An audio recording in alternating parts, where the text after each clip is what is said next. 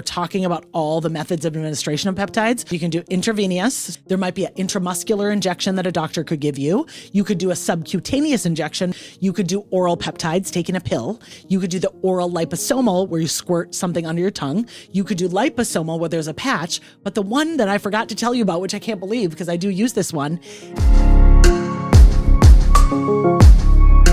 Hi, everyone. Welcome back to the Energetically Efficient Show. I am your host, Kristen Rowell, and today we are talking about one of my favorite topics, certainly of late, and that is all about peptides. Okay, so I got into peptides several years ago, and if there's one thing that I get questions about, probably more than anything else that I'm doing right now, it's what is my peptide regimen? Why am I doing certain peptides? And more importantly, what are peptides, and are they something that I need? So I'm going to talk about peptides here from an overarching 10,000 foot view. I'll get a little bit into the weeds, but I want to make sure that I'm sharing at least kind of all of the basics about peptides so you can decide for yourself if this is something that you actually want to learn more about or if this just isn't for you right now. So why don't we start with talking about just generally what peptides are. So the way to think about peptides, and this is why I like to contrast them to, let's say, regular pharmaceutical medications. So with regular pharmaceutical medications, and I'm talking, let's say, a cholesterol lowering medication, or let's say a high blood pressure medication, or let's even say something that's over the counter, like an anti-inflammatory, like an Advil.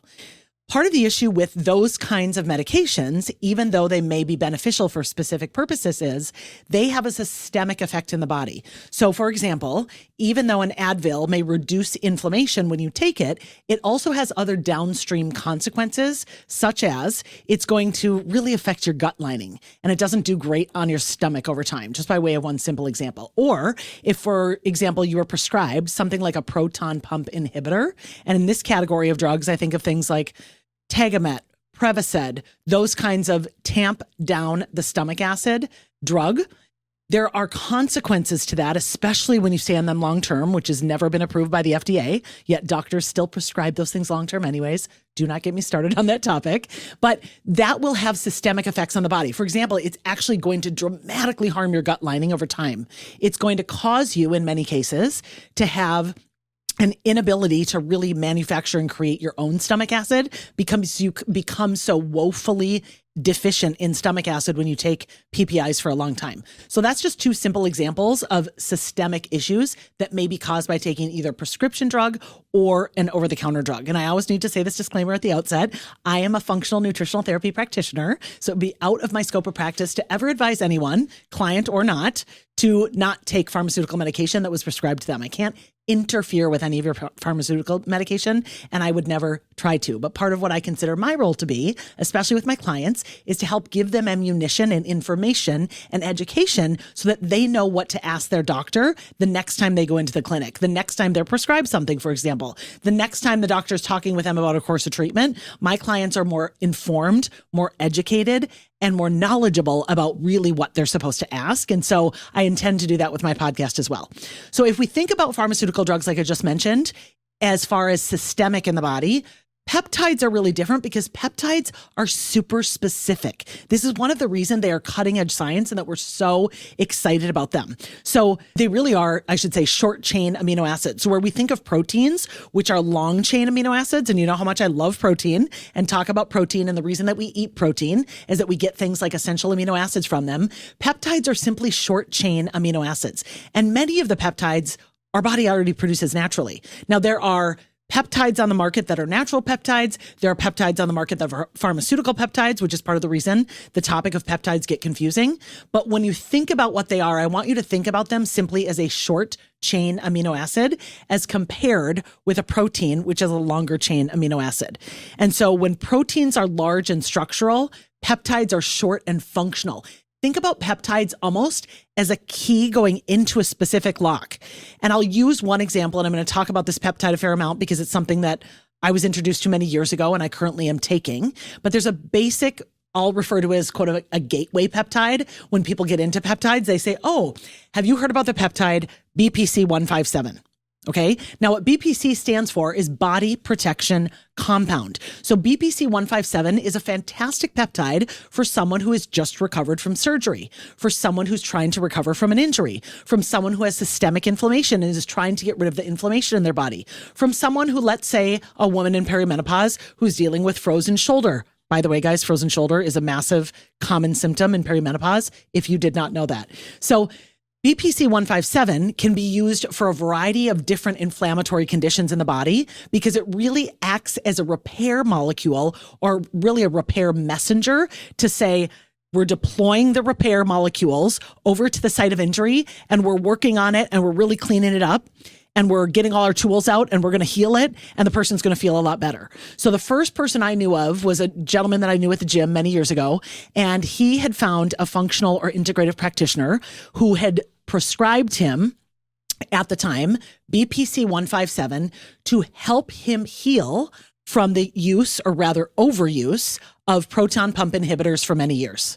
So this was a gentleman who was, I'll call, a victim of the Western medical system, where sometimes doctors, if they don't know what to do with your indigestion or excess heartburn or those kinds of issues, they'll prescribe PPIs, and then they'll keep prescribing PPIs and keep prescribing PPIs, because actually this prescription of PPIs often will make the heartburn condition worse, because more times than not, and I spent a lot of time studying this in nutritional therapy school, I've talked about this on other podcasts, but more times than not, when you have heartburn or when you have indigestion or you have symptoms like that you would think are caused by too much stomach acid. In other words, you might think that heartburn is too much acid coming up into the esophagus.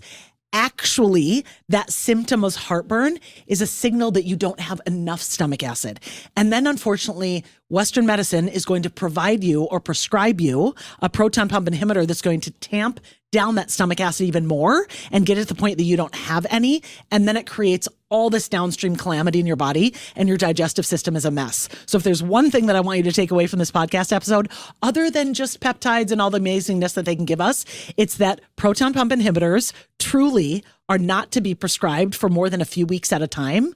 That's actually consistent with, I'm pretty sure it's the FDA that has said they're only for 2 to 3 weeks at a time. Yet there are tons of doctors that prescribe them to people for years, unfortunately. And if you're interested in learning more about that, I'm going to put a book right up here. It's called Why Stomach Acid is Good for You. And it was written by a really smart Western medicine doctor and a very smart PhD who explained how we got here as a society, why Western medicine doesn't understand this, and why big pharma has really completely corrupted the traditional system so that people think they need PPIs when they actually oftentimes really truly need more stomach acid. It's very sad. But this book is really good if you want to learn more about that. Okay. So back to peptides. So in a circumstance where someone had, for example, been prescribed too much proton pump inhibitors and it started to really destroy their gut lining, their esophageal lining had probably been damaged over time, their stomach lining had been damaged over time, it probably was starting to infect their intestinal integrity. They certainly were in a situation where they weren't absorbing their nutrients as well, undoubtedly.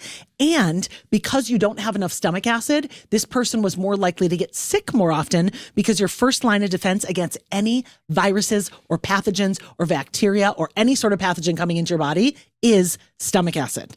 Stomach acid is truly your first line defense, you guys. So if you don't have enough of it, there goes all sorts of alarm bells in your immune system. And we know that our digestive system is very tied to the immune system in terms of how often you get sick.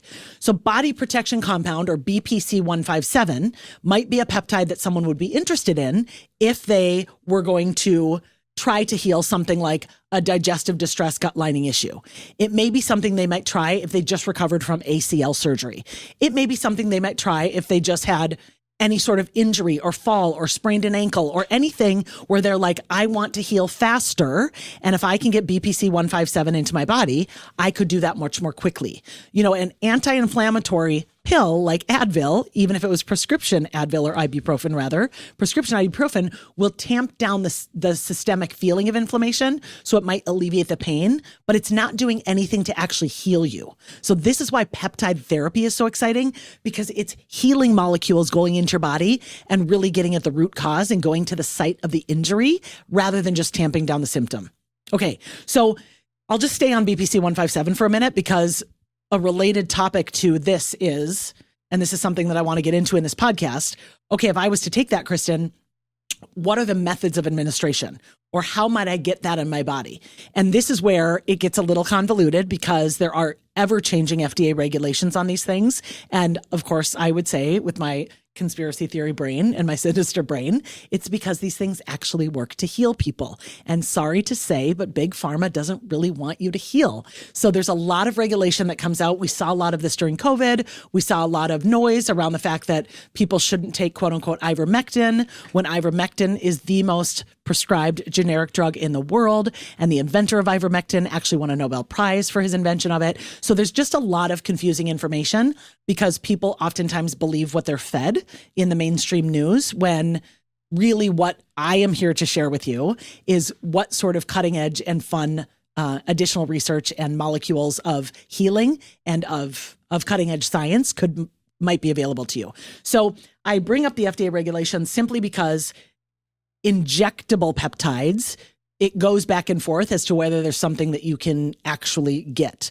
However, there are other methods of administration, and there's a lot of conflict on the internet as to whether or not these other methods of administration are as effective, maybe more effective, or at least equally effective as injectables. And my answer to that is it truly depends on the peptide.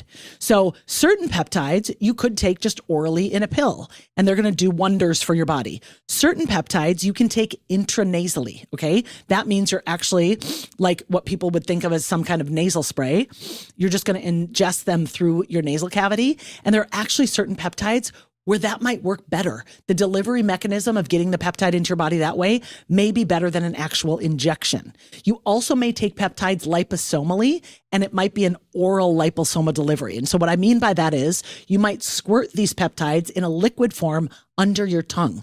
So that's another way that they may be put into your body. And then there's also peptides coming out in like a patch form. So think of a nicotine patch or something else like that. You know, I always have this on me, which of course isn't a patch, but it is a continuous glucose monitor. So you may have peptides that are delivered that way. So that's a new way in a patch form that peptides may be delivered. So just kind of going back to this, because I want to make sure I summarize for you what the different methods of administration are. And I have some notes here to make sure I didn't miss any of them. So that would be our injection. And I'm going to talk just for a moment about the subcutaneous injection. This is the one that seems to be very convoluted when it comes to FDA regulations. So one day they're fine. You can do subcutaneous injections. You can get those prescribed. You can get them through a compound pharmacy. And the next day the FDA seems to be really lobbied by big pharma and doesn't want to allow subcutaneous injection peptides to be prescribed or to be allowed by a licensed practitioner. So that's the whole sticky wicket of those. You also could get them intranasally, like I mentioned. You also could take them orally in the form of a pill. You also could do an oral liposomal where you're squirting some kind of liquid under your tongue. And then you also could do them liposomally through a patch. So the two ways that I did not talk about, which I do think also bears mention here, is intramuscular injection. So this is something you would really only have done by a licensed practitioner. Nurses are great at intramuscular injections. Of course, different doctors. There may be peptides that can be administered that way. And then the other one, which is the way that I first started doing peptides several years ago, is through an IV. Okay, this would be an intravenous, meaning a long drip like you would get if you go and get a Myers cocktail or some sort of other vitamin IV bag. If you go to an IV center, have you ever seen people doing that? That would be an IV, and you can have peptides administered that way. So now that I'm talking about IV, I want to talk about the initial peptide that I started taking. And this was, I'm pretty sure I started this in 2018, but it might have been 2019. It was sometime before COVID. Doesn't matter. In any event, it was several years ago. And at the time, there was a lot of research coming out about this particular peptide, and I decided that it was something that I wanted to try. So I'm going to talk about this peptide for a little bit, and I'm just going to tell you and warn you that the name is very long, but I know that you've heard of it, and that peptide is called NAD. Now, NAD stands for nicotinamide adenine dinucleotide. Long name, doesn't matter. You can just remember NAD. I did my first NAD injection at a clinic in the Twin Cities called Lifespan Integrative Clinic. So again, I was living in Minneapolis at the time. It was several years ago.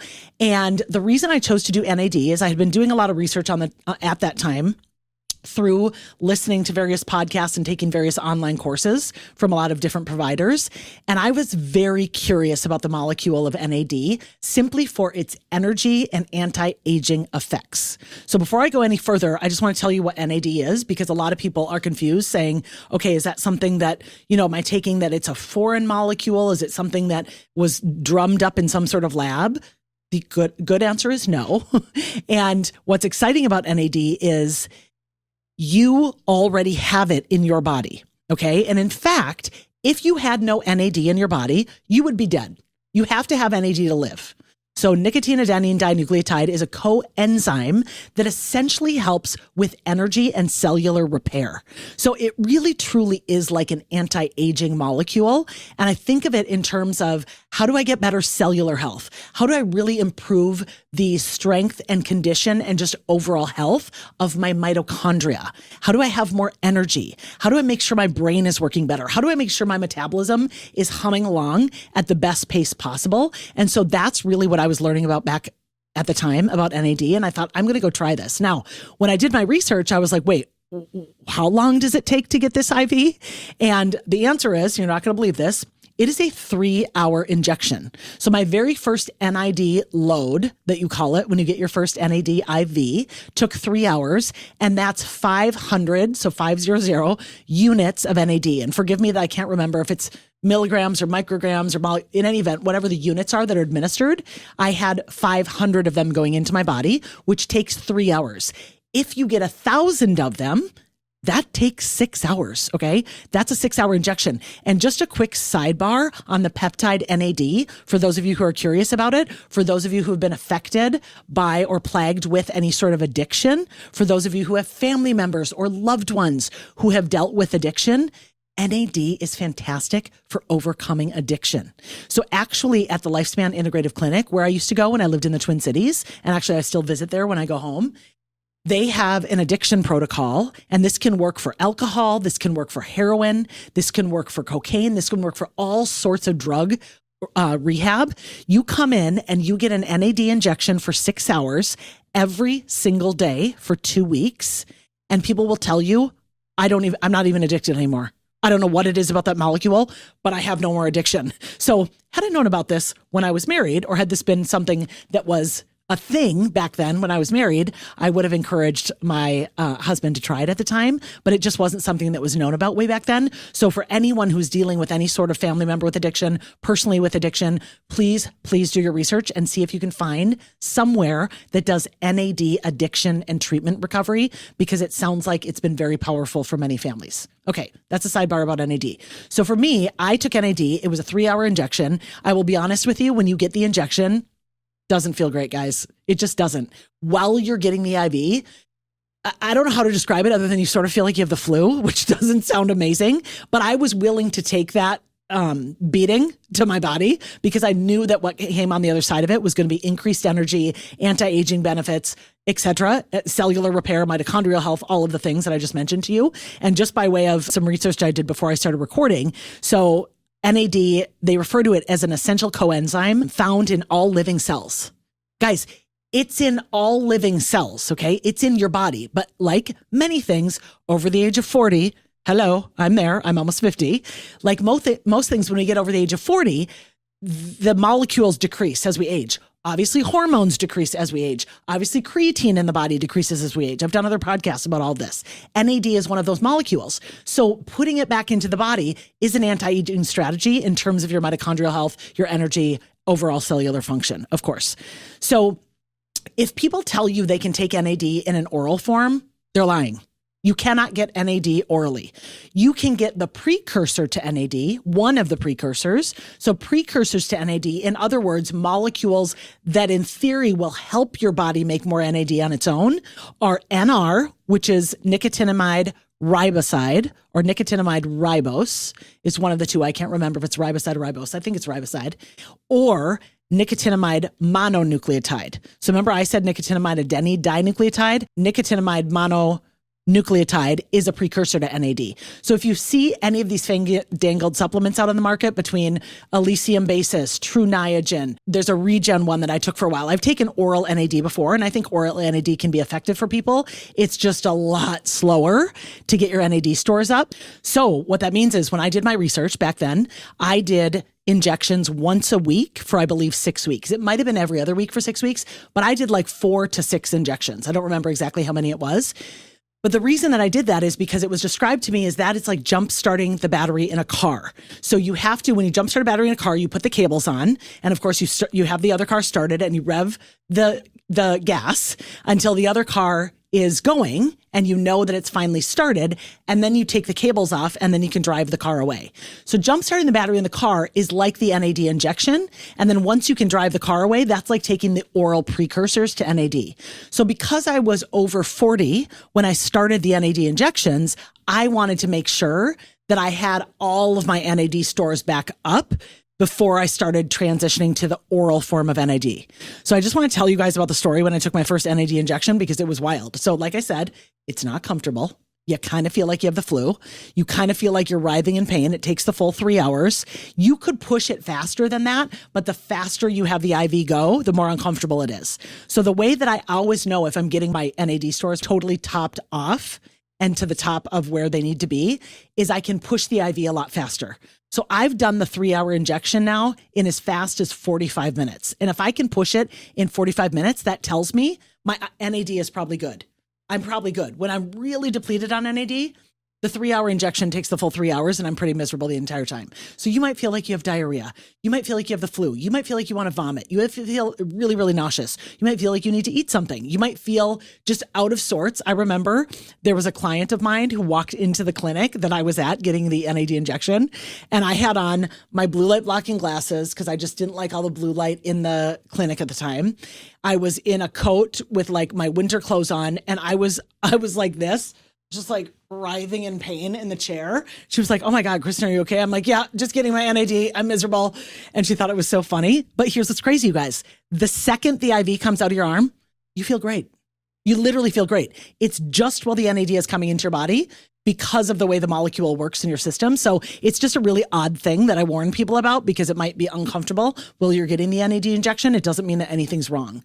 And the morning after that I had my first NAD load, I got 500 units of NAD. I got on the treadmill the next morning and I truly felt like someone put a new battery in me. I can't explain it. I was running at 9.0 miles per hour, feeling like I was running at 6.0 miles per hour. It was so crazy. The only way I can describe it is I felt like I had a new battery in me. And so if people feel like, "Oh my gosh, I just have very little energy. I'm so sluggish. I don't know, why I just feel this way. I'm in my 40s. I used to have a lot more energy." NAD might be something that you want to try. So I recommend that you do it through a licensed medical provider. I went to a clinic where it's actually administered. Nurses give it to me. Doctors give it to me. And that was the way that I chose to do it. I will say, and people can do their own research. Of course, I'm not a doctor. I can't provide you medical advice and you're not my client. So I can't give you specific advice for your body. But I would say based on my own research, I would say that NAD could be contraindicated for someone who has active cancer or for someone who's very concerned that they might have cancer. If I was in that situation, I would not do NAD. And the reason I say that is NAD helps with cellular growth. And so far, the research seems to indicate that it's indiscriminate in terms of which cells grow. So if you have active cancer cells or have active cancer, I don't think NAD would be for you because it could help those cells to grow. And obviously that's not something you want if you have cancer. So just note that about NAD in particular. Now what I do with NAD, instead of going in and getting an IV all the time, is I might just inject myself with 50 units of NAD at home in a subcutaneous injection right in my abdomen twice per week. So NAD can be easily administered at home. I just do 50 units in like a regular insulin syringe or something like a person with diabetes would use as an insulin syringe. And you can just inject it right yourself. I just do it pretty slowly because otherwise I feel nauseous. So I inject about 5 or 10 units. I just wait a few seconds. I inject about 5 or 10 more in the same needle that stays in my skin. And I just do it very slowly so that I don't feel sick after I get that injection. Okay, so that's NAD. So I want to just go back to several points about peptides because I've given you some examples of BPC 157 and I've given you some examples of NAD, but I want to talk just more about overall categories of peptides because I feel like this is where people can get really confused because they think peptides means only GLP-1s. And while GLP-1s are certainly a category of peptides, in fact, you guys, the P in GLP stands for peptide. So they are peptides. GLP-1s are just one category of peptides. BPC 157 is not a GLP-1. NAD is not a GLP-1, but there are GLP-1s that I'll talk about as well. And there's a GLP-1 in a microdose form that I'm going to try at some point coming up. It's actually not even... I guess I'll call it a GLP. I'm not going to call it a GLP-1 because it's a GLP combined with a GIP and one other glucagon type compound. And it's very new on the market. And the FDA is terrified of it because it's really like a mitochondrial support peptide that can really help people heal at a cellular level. And of course, sorry guys, but Big Pharma doesn't want you to heal. It's just facts. Okay, so I'm going to talk about 7 categories of peptides because this will kind of open your mind to think about what are all of the ways in which peptides might be used and how might I consider using them in the future. So repair and recovery is one, and I would put BPC 157 in this category. There are several others in this category, but then there's immune health and healing. So that's another category of peptides. There's energy and performance, and I would put NAD in this category. There's cognitive health and mental performance, which is an interesting category. There are peptides like Selank in that category. In fact, if I was concerned or if I had any family history of, which fortunately I don't, but if I had family history of Alzheimer's or dementia, I'd be looking very carefully at some of these cognitive performance peptides, and I'd be considering them as an adjunct to all of the other biohacking and longevity tools that I used to avoid Alzheimer's and dementia, which of course are things like not drinking alcohol, getting enough sleep, eating a really well-formulated low-carbohydrate lifestyle, maybe even eating a ketogenic lifestyle, engaging in fasting practices, etc., just so that I was going to ward off Alzheimer's and dementia. There's also the category, of course, of metabolic health and weight loss, and GLPs would be included in that. There's a whole category of peptides around sexual health, kisspeptin being one of them.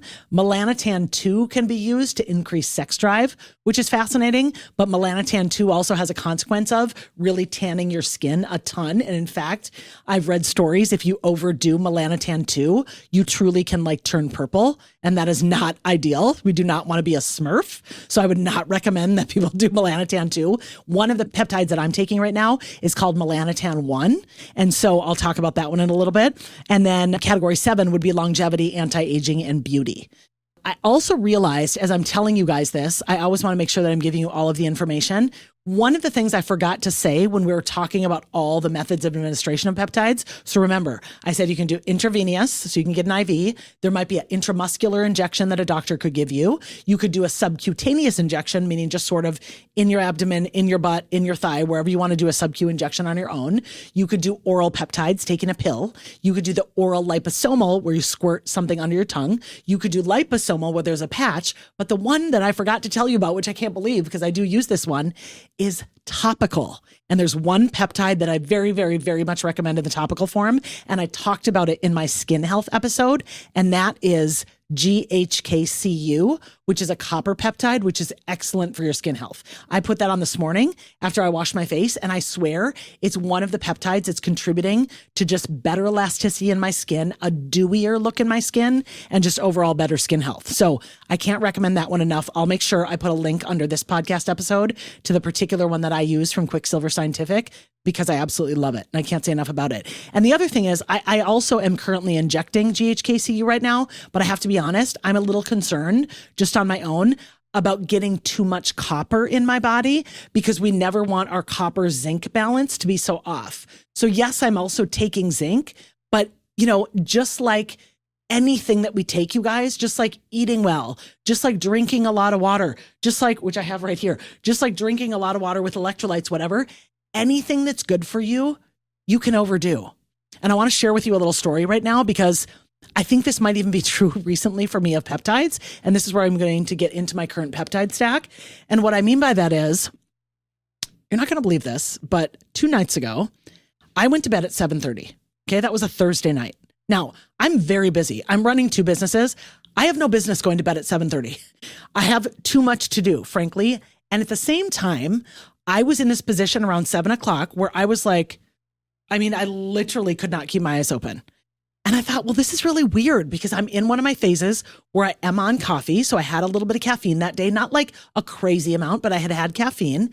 It's not like I'm in my cleanse. I'm not currently detoxing. It's not like I was withdrawing from caffeine. I literally could not keep my eyes open. And I thought, I just have to get in bed. So I went to bed, and not only did I go to sleep, but I slept until past my alarm, which went off at 5 something. And I didn't get up until after 6. And I thought, this is crazy. But the worst part about it is because I wear an Oura ring, so I track my sleep all the time. I only had 20 minutes of deep sleep. You guys, there is nothing that pisses me off more than sleeping for like 10 hours and only getting 20 minutes of deep sleep. If I sleep for that long, your girl better had 2.5 hours of deep sleep. like literally. So to wake up after going to bed at 7:30 at night and be so tired, I was so angry. And I thought, okay, you just got to let it go, move through your feelings about it. You got to let it go. And you've got a lot to do today. It's a Friday. You've got a lot to get done. Okay. So then Friday, which was yesterday, because today's Saturday, this starts to happen to me again. And I thought, what is going on? It was 4:30, 5 o'clock. And I was like, I am so tired right now. I had a meeting on Zoom from 5 to 6:30. I thought about canceling the meeting several times. And I thought, no, you just got to honor your commitment. Go to this meeting. So I go to the meeting. I tell the person I'm meeting with, I just want to warn you, I'm exhausted. I could fall asleep in this chair right now. No idea what's wrong with me. And, most people would be like, oh, Kristen, you're probably sick. I have no metrics of being sick. In fact, my readiness on my Oura Ring is like, you broke through the roof, call an architect. You're super recovered. You're healthy. Yet I was exhausted. So I say this because last night, meaning Friday night, I'm such a grandma. Just wait for it. I went to bed at 6:30. 6:30. When, unless I am like COVID ill, something like that, have I ever gone to bed at 6:30? Never. Couldn't identify it. All of a sudden I wake up and I'm like, oh my God, is it morning time? And I look at my phone. It's 10:19 p.m. I've been asleep. I'm like, well, I guess you're just sleeping the whole night because I was still exhausted. So I sleep until, 5 a.m. this morning when I was up. And the more frustrating part is, once again, only 20 minutes of sleep. Not happy about it. So I did have coffee this morning because I needed it. And I share all of that with you because either one of two things is going on. This is just my belief and my intuitive hit about this. Either my body's responding to maybe I'm doing too many peptides right now because this is the latest part of the week and I did them Monday, Tuesday, Wednesday, Thursday, Friday. So I have not done any today other than my NAD, which I only do twice a week anyways. So it's either that or it's something going on with the planetary energy because I have a major meditation mastermind coming up tomorrow. And I am so sensitive to energy that my body often engages what we refer to in the spiritual world as pre-tox. It's like my body knows what's going to happen energetically before we even get there. And that also could be because we have this massive, massive eclipse coming up on February 17th. And my body may be just feeling sensitive to that. But guys, I can't go on going to bed at 7:30 and 6:30. Like not when I'm running two businesses. It's just not okay. It's not the vibe. So I'm telling you that because even I, who is playing with and experimenting with peptides, may have to just back off again. What I'm going to do because I'm traveling next week is I'm doing a complete washout and I'm not taking any of them. And I think my big takeaway from this, what I would recommend to you is if there's any peptides that you want to play with, just start with one. Like I did way back when I did. Just start with something like NAD. Start with one. Start with BPC 157. Maybe you decide to microdose a GLP-1. So I'll get into a little bit of that here in the podcast. But I think part of my issue is that I'm doing too much at the same time because I always say one of my defaults in life is go hard or go home. So when I ran my first race, like on the road running, my first race wasn't a 5K. Nope. Wasn't a 10K, wasn't a 10 mile, wasn't even a half marathon. My first race ever getting on the starting line was the Chicago Marathon. So that's just kind of how I roll. When I wanted to try plant medicine, okay, I didn't microdose something. I didn't just dabble. I went down to the Costa Rican jungle and did ayahuasca 3 times in 1 week. So I just am wired to say, go all in the deep end of the pool or don't do it at all. And so I'm just sharing this with you because when it comes to peptides, don't do what I did this last week, which was to take too many. And I'll just tell you what I took. So this week I took each day, Monday through Friday, probably too much. I took a BPC 157 TB 500 combo. Now I will say BPC 157 should be taken every day. It's an everyday peptide, 5 days on, 2 days off, 5 days on, 2 days off. And you might do an 8-week cycle of that. But TB 500 really should only be taken once or twice a week tops. And since I have the blend, I was like, well, I can just take it every day. Probably not the right move. Okay. Then I took Melanotan 1 because I'm like, let's just see if we can get this Norwegian skin a little tanner. So I just thought I'd try it. That one I think is fine. I took the GHKCU, the copper. So I'm like, okay, is this a signal that maybe because I'm doing the topical on my skin as well, that I got too much copper? So I'm in that inquiry. I also took KPV, which is another anti-inflammatory peptide. And part of my issue here is I have this nagging glute maximus piriformis issue that I am really desiring to heal. I'm doing chiropractic care. I'm doing PT. I'm doing energy work on it. I'm doing all sorts of things because I want to get back to longer running this year. And so I thought maybe if I do some of these anti-inflammatory peptides, I can really bring down the inflammation in my glute maximus and my piriformis. So that's part of my intention. And then I feel like there was one other one that I didn't mention. Let me just count.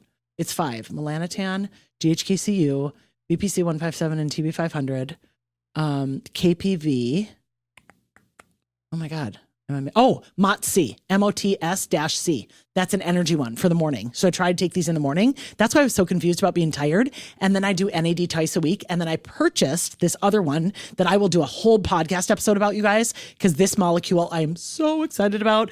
But it's also scary because the FDA is very scared of it. And so they're trying to not allow it to be on the market. I've gotten my hands on some because I'm an affiliate for some peptide companies and I trust these peptide companies. I'll put information about them under this podcast. But I was able to order some that I'm going to reconstitute for myself at home and try this particular peptide that is in the GLP-1 category that I promise I'm going to talk about in a little bit. So I just want to go over those 7 categories again, just as a reminder. And I'm reading from my little notes here, which are repair and recovery, category 1, immune health and healing, category 2, energy and performance, category 3, cognitive health and mental performance, category 4, metabolic health and weight loss, category 5, sexual health, which is category 6. Sorry, I did my fingers wrong. And longevity, anti-aging, and beauty, which is category 7. So all of those are different categories of peptides. And I recommend that people usually just start with one, as evidenced by what I've had the last week with all of this exhaustion. And I'm tying it to either my peptide stack or the energy. And I'm just going to do a washout next week and see if that goes away. So in the repair and recovery peptides, I mentioned the BPC 157. GHKCU would also be considered in that category, which is interesting, the copper peptide, but I would consider that more for like the skin health.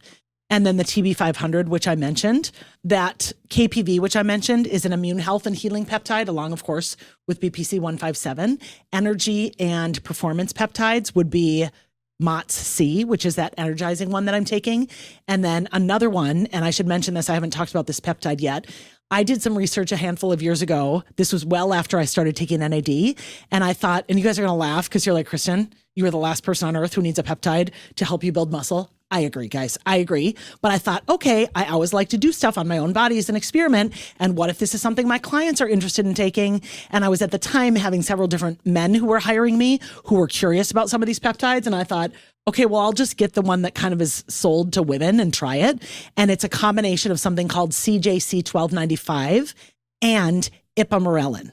So CJC 1295 helps with human growth hormone, which is part of the reason it helps build muscle faster, and ipamorelin as well. And they say if you take that combo, it can help with fat reduction. It can help with muscle building. I was sort of starting in the thick of my perimenopausal journey because this was a few years ago now. And I was like, okay, I'll try it. So I bought it. I did the bacteriostatic water, figured out how to do it.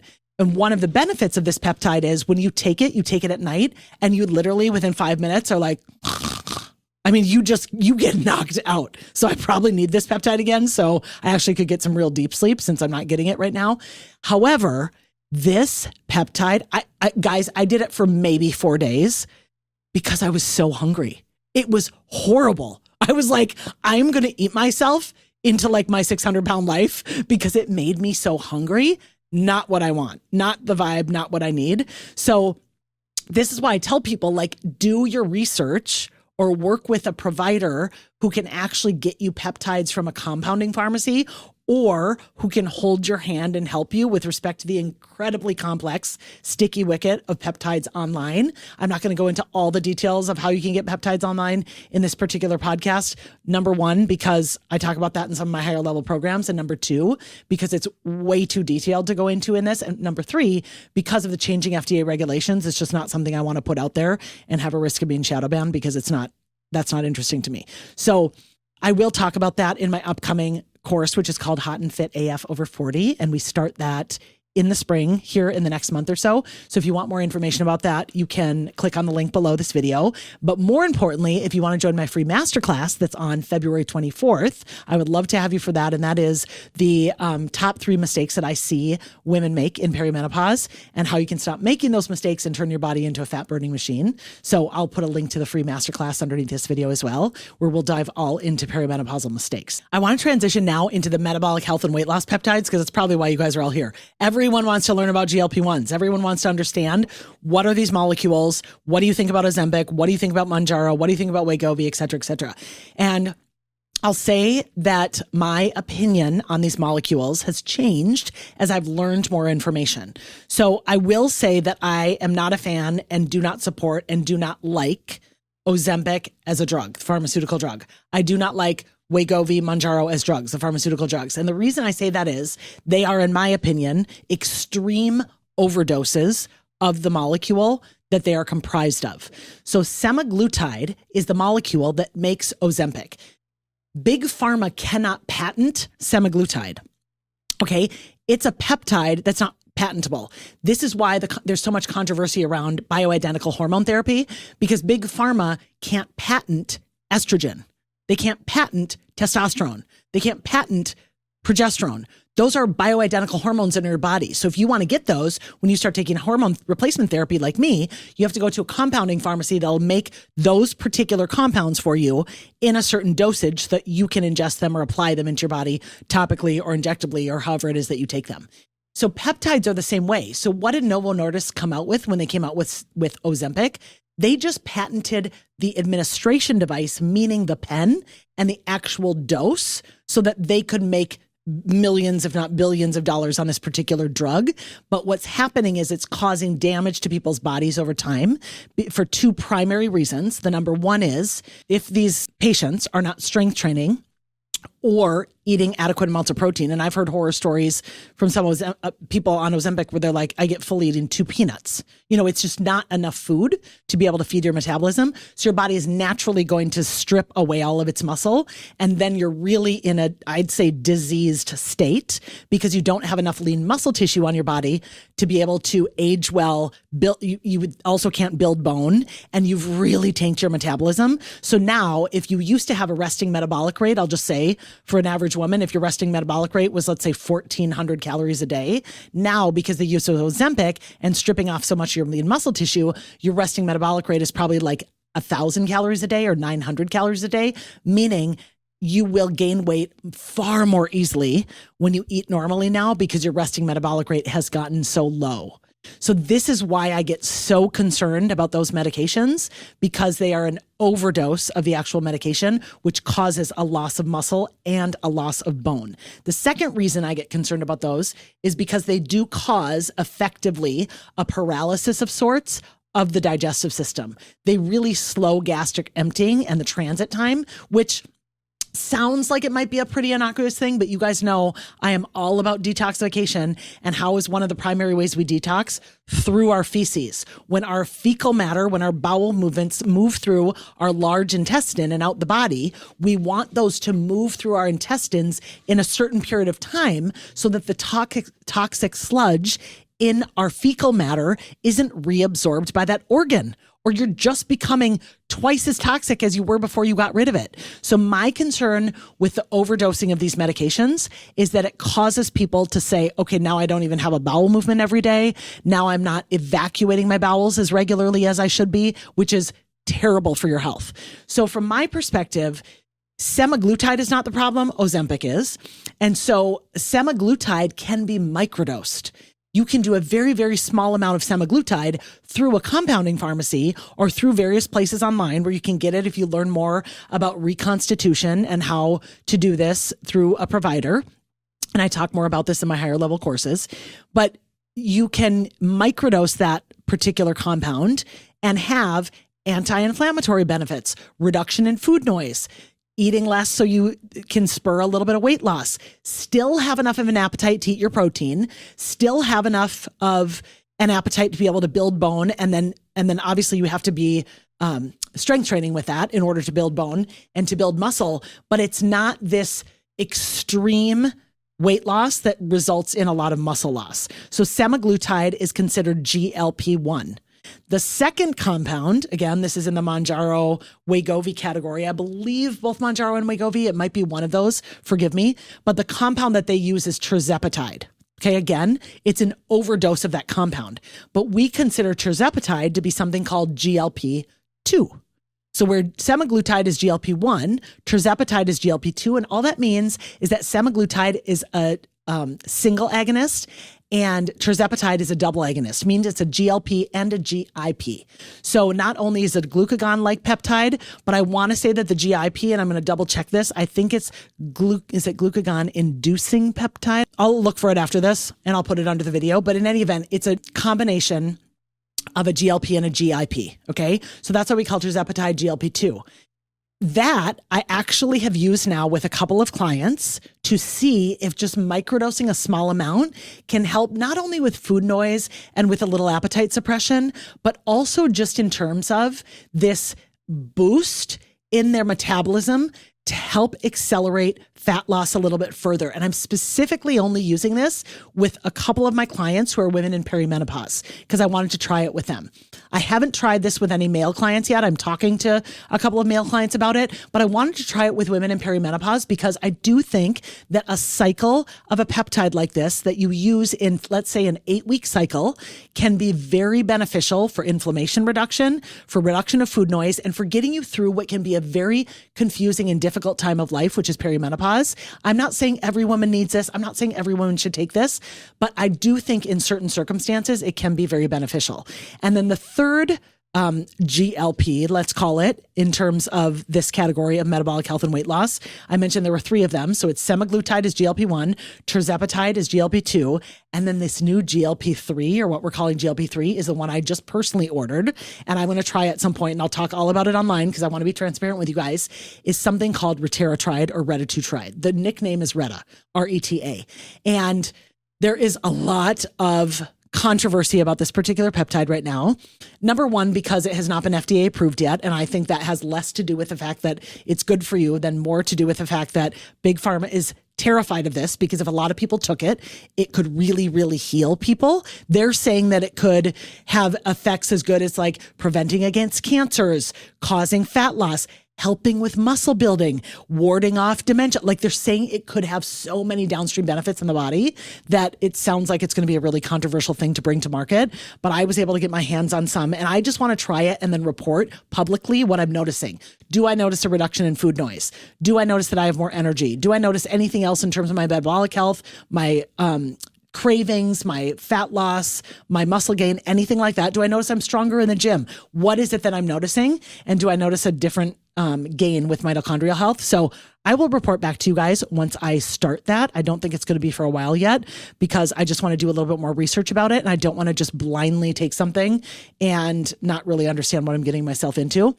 I will also say when it comes to the injectable peptides, which that would be one of them, a lot of people are scared to do injectables on their own at home. And to be perfectly honest with you, the FDA has sort of banned a lot of these as injectables. So you either need to get injectable peptides through a practitioner who can compound them for you. And I have resources, of course, that way. Or you have to be really, and I'll say it's only in a research laboratory setting that these peptides are to be used. So even if you were to go and now under the current guidelines, if you were going to buy peptides online, you actually are agreeing that you are not going to inject them in humans, that they're for research purposes only. So research peptides is really the only thing that's available in injectable form if you're just buying them online and not getting through a licensed practitioner. So there are still ways to get them. They just have to be done through a licensed practitioner instead of online. So hopefully that makes sense. I know that can be confusing because the guides are ever changing. So I get a lot of my education about peptides is because last year in 2025, I joined Peptide University, and it's really put on by some of the best clinicians who are using peptides in their practice, who want to learn more about peptides, who want to understand how they could use them in their patient population, how certain GLP-1s can be microdosed, how they might consider some of these cognitive enhancement peptides for patients who are worried about Alzheimer's, worried about dementia. There's peptides that can be used to support and minimize symptoms, for example, of ADHD or other things like that people are dealing with from a brain health standpoint. So I basically want to conclude this podcast by saying that there is no shortage of ways that we can use peptides. There are so many different categories of them. And as more comes out in terms of what is available in the general public, I'm really hoping that these restrictions right now on Retaretride don't last very long, and that this is something that people are going to be able to do, because if I have good luck with it or good results with it or feel really good taking it, then it's something that I'm going to want to encourage others to do if that's something that is allowed. And so I will leave it at that for you today. I hope that this has been informative. I hope that you've learned something about peptides. I will share more about my personal stack as I change it going forward, because if you follow me on Instagram, I've shared a little bit about my peptide stack on there before, but I'm going to be changing that up in the next few weeks here, and we'll let you guys know as I do that. So if you have questions about it, please put them below this video. I'm happy to do a peptide episode part 2 for people who have more questions. And until then, thank you for being here. Thank you for watching the Energetically Efficient Show. And until next time, bye-bye.